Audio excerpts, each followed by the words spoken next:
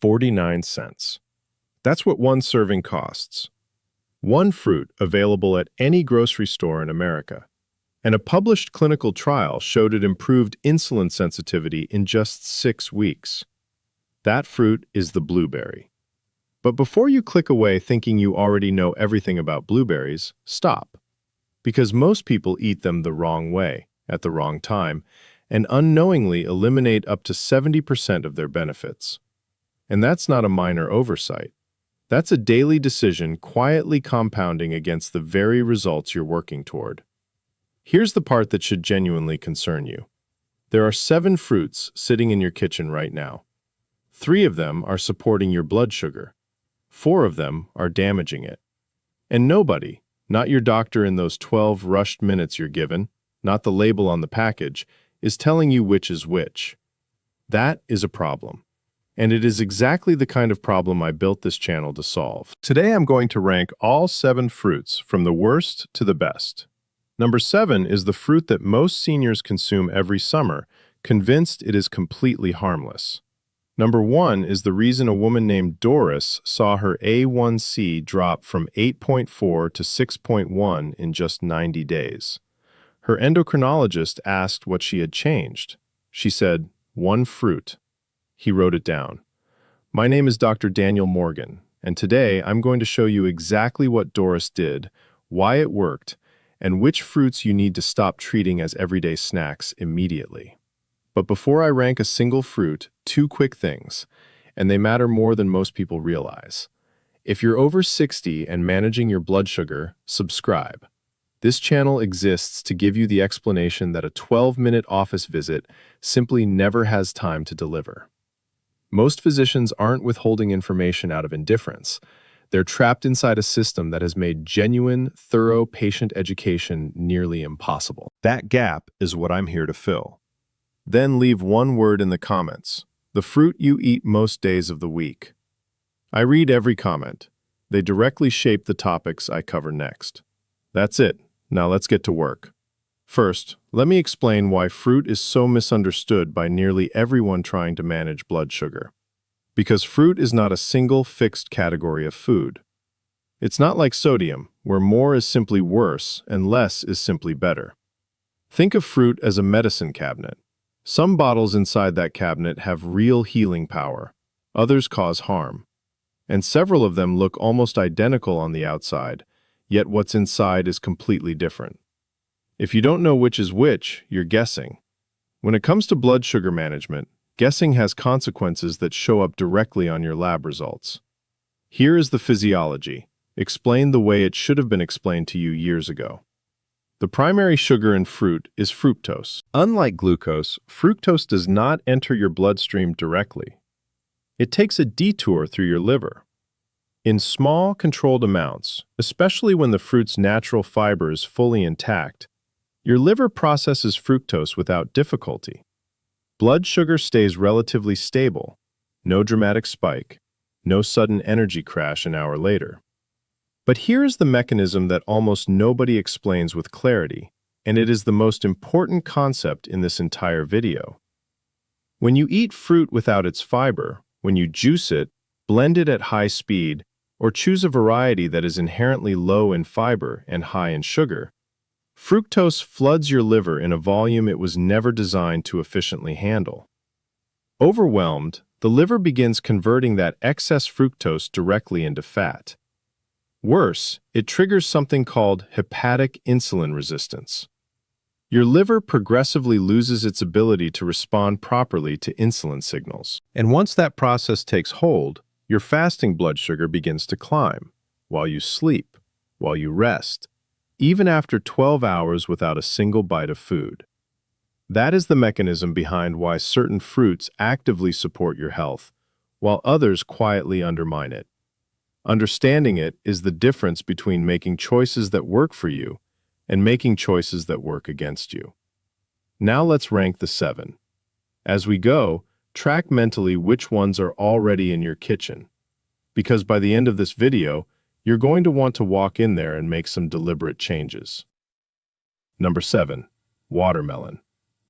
This is the fruit I flagged in the first 30 seconds. the one most seniors reach for every summer because they've reasoned themselves into believing it's the safest option available, because it's mostly water. And they're right about that. Watermelon is approximately 92% water. That's also exactly where the reasoning breaks down. Watermelon has a glycemic index of approximately 76. Let me be direct about what that number means.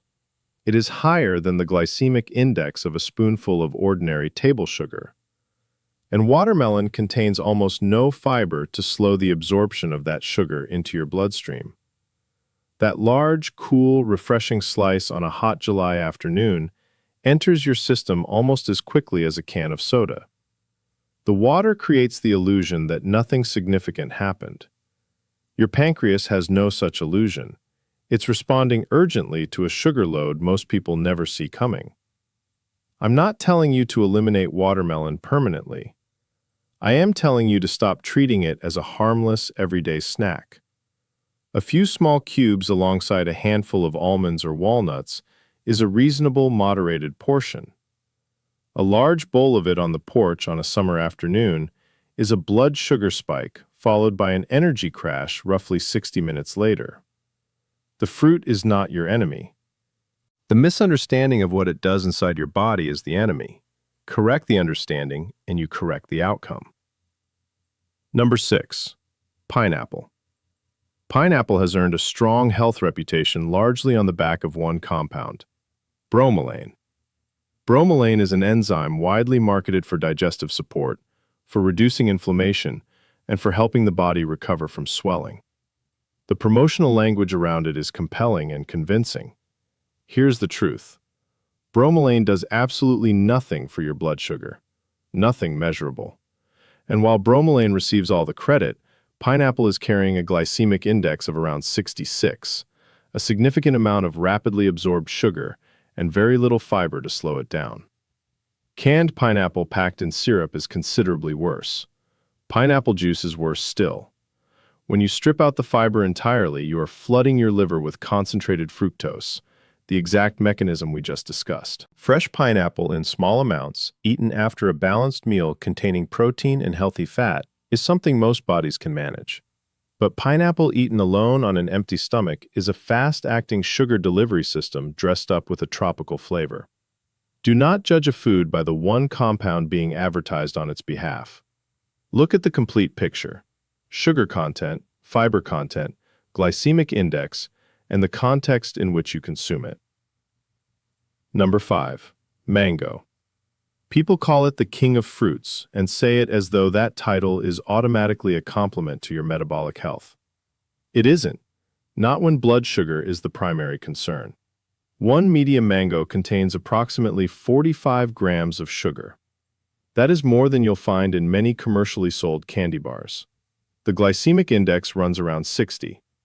Yes, mango provides valuable vitamin C and carotenoids, those natural orange pigments that carry genuine health benefits. But for someone actively managing blood glucose, the sheer volume of sugar overwhelms those advantages before they produce any meaningful impact. Think of mango as dessert. A few thin slices after a protein-rich, balanced meal, perfectly reasonable.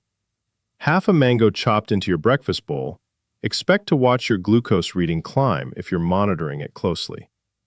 I'm not asking you to fear your food. I'm asking you to understand it with the same seriousness you'd bring to any other decision affecting your long-term health. Food is not neutral. It is either working for you or against you, and most people have simply never been told the difference with enough clarity to act on it. Number 4. The banana. This is the fruit found in nearly every kitchen across America. And this is where things become genuinely fascinating, because bananas illustrate the core principle of this entire video better than any other example I could offer. A banana is not a fixed food. It is a changing one, and the change is substantial. A firm banana with green tips contains a significant amount of resistant starch, a type of carbohydrate that your body cannot rapidly digest. It moves slowly through the digestive system, produces only a minimal impact on blood sugar, and behaves in many ways like an entirely different food, compared to its soft, spotted counterpart sitting on the same counter 3 days later. As that banana ripens and brown spots appear on the peel, the resistant starch gradually converts into simple sugars. A heavily spotted, soft, overripe banana can reach a glycemic index of approximately 62. The same banana, vastly different biochemical effect. 3 days later, no other change. And here is the mistake most people make.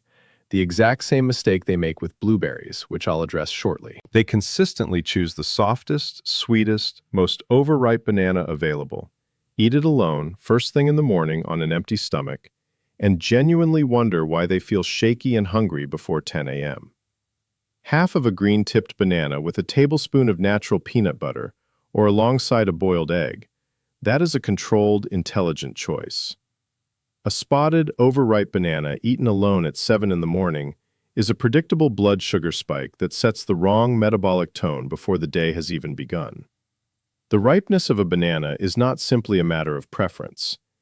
It is a decision about how significantly you are going to challenge your blood sugar that morning.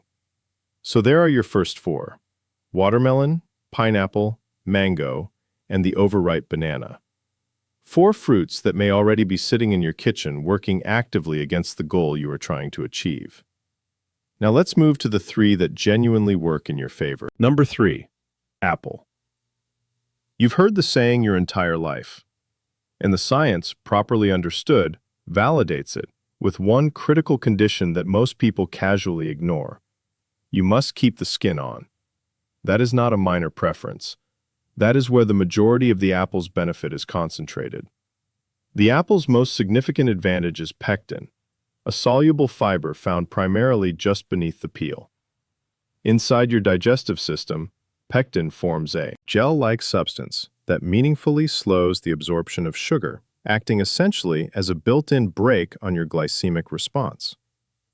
The peel also contains the majority of the apple's polyphenols, plant compounds that research has linked to healthier insulin response and more stable blood sugar control over time.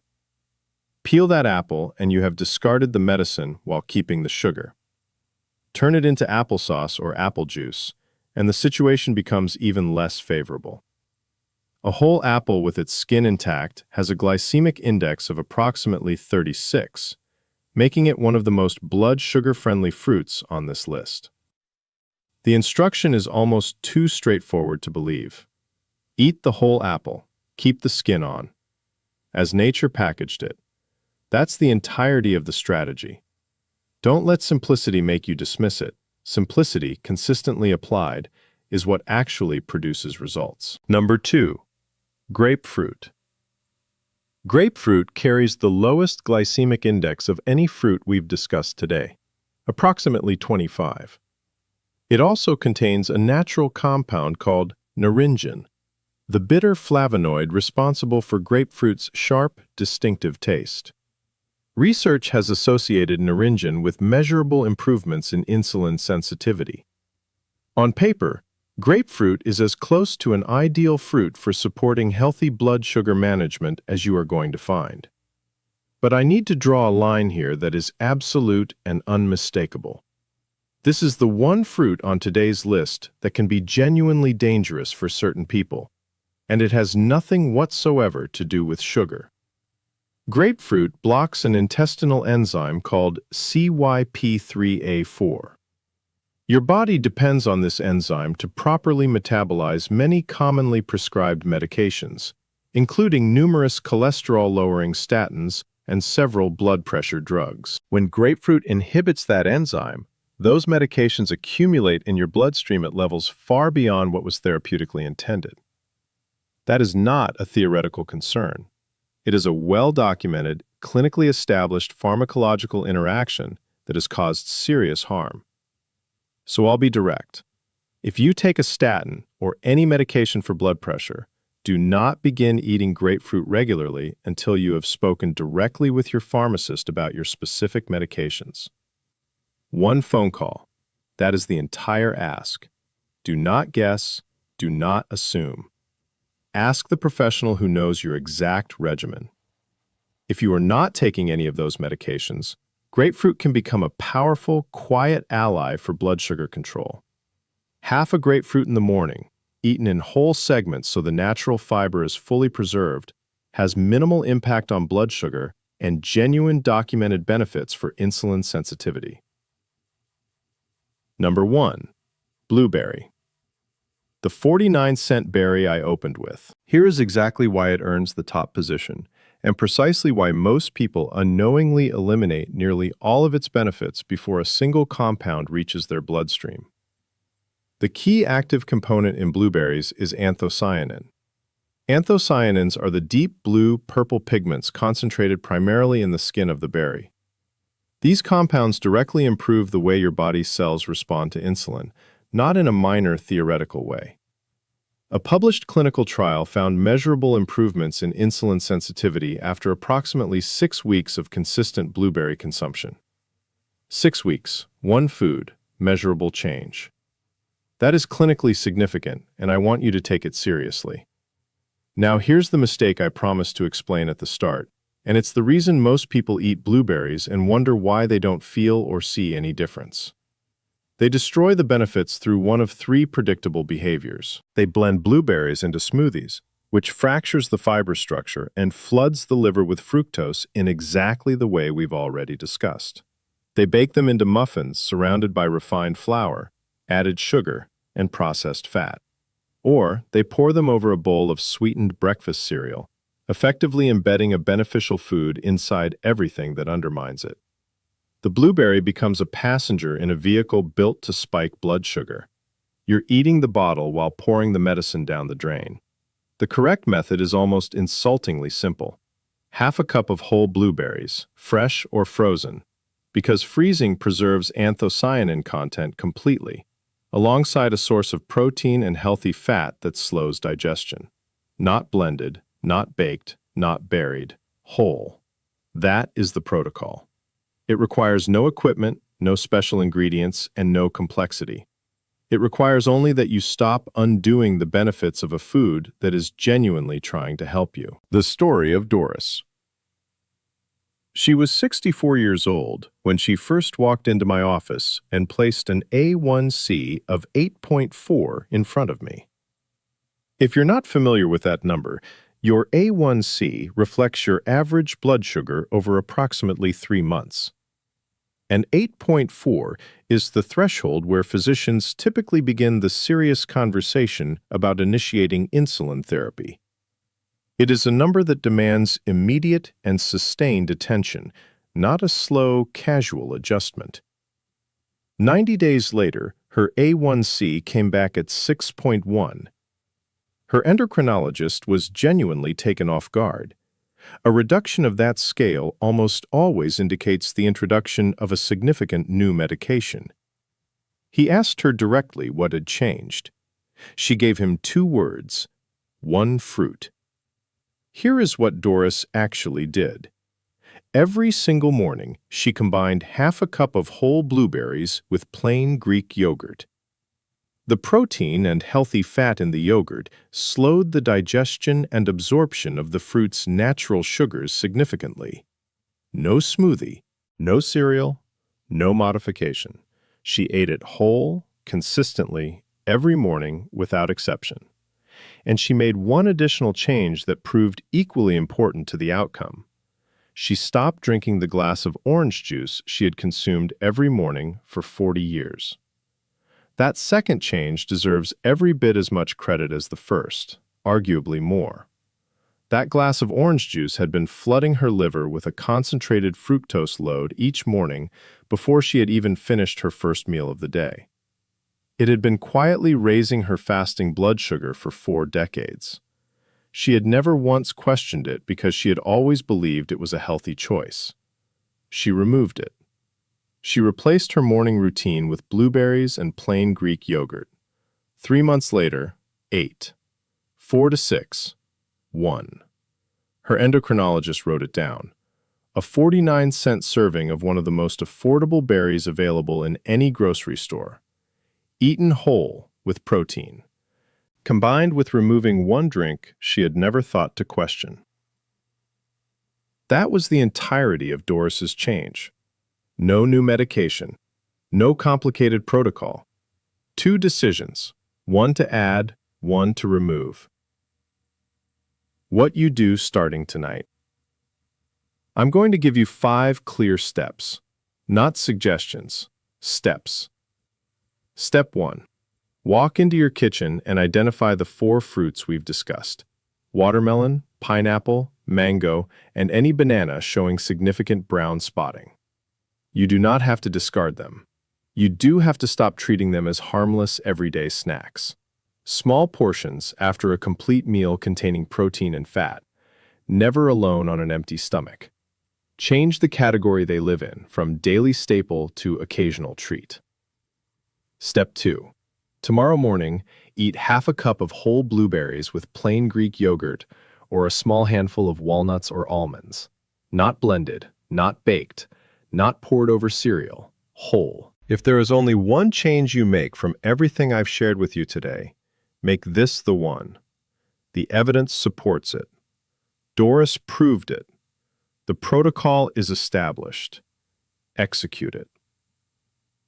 Step 3. If there is any fruit juice in your refrigerator, orange juice, apple juice, any variety, let the container you have be your last. Fruit juice is among the fastest and most reliable ways to undo every positive habit we've discussed. The fiber has been stripped. The sugar is concentrated. The liver receives the full, unmoderated impact. This single change may be more important to your fasting blood sugar than any fruit you add. Step 4. Keep whole apples with the skin on somewhere visible, a bowl on the counter, not in a produce drawer where you'll forget about them. Visible food gets eaten. Accessible food gets eaten. And eat them whole with the skin on. A peeled apple and a whole apple are not the same food. Stop treating them as interchangeable. Step 5. And I want to be completely clear about this one. If you take a statin or any medication for blood pressure, call your pharmacist before introducing grapefruit into your daily routine. One call. This is not a question you answer with a search engine. Ask the professional who knows your specific medications, your dosages, and your full clinical picture. And I will state this plainly. Nothing in this video or any video is a reason to stop taking a prescribed medication. Dietary choices belong to you. Medication decisions belong to you and your physician, made together with full information. The lesson that stays with you. Doris changed 2 things. She added whole blueberries with Greek yogurt, and she removed the orange juice she had trusted without question for 40 years. The removal was every bit as important as the addition, perhaps more so. Because the fruit you add to your breakfast often matters less than the drink you've been starting every morning with for years. The one that has been raising your fasting blood sugar before you've even sat down to eat. The one that nobody ever told you to question. That is exactly what I'll be covering in the next video. The 3 morning drinks that most adults over 60 consume every single day that quietly elevate fasting blood sugar, and the 2 drinks that can genuinely help bring it down. One of them is very likely in your hand right now. If you want your numbers to move the way Doris's did, that is where we are going next. I'm Dr. Daniel Morgan. I'll see you in the next video.